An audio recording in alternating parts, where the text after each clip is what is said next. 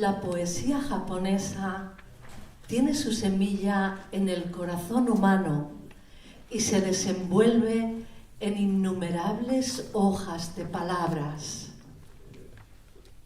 Numerosas cosas conmueven a las personas en esta vida. Luego tratan de expresar sus sentimientos a través de las imágenes sacadas de lo que oyen o ven. ¿Acaso hay alguien, mujer u hombre, que no escriba poesía al oír el canto del ruiseñor entre las flores o el croar de la rana bajo el agua?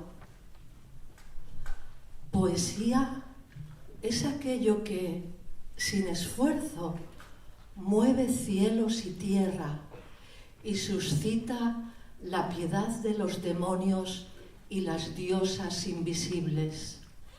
Es aquello que endulza los vínculos entre mujeres y hombres y aquello que consigue apaciguar el corazón de los feroces guerreros. Kino Tsurayuki, palabras del prefacio a la antología de poesía antigua y moderna. 東西東西日の本の国に古より伝わります歌の数々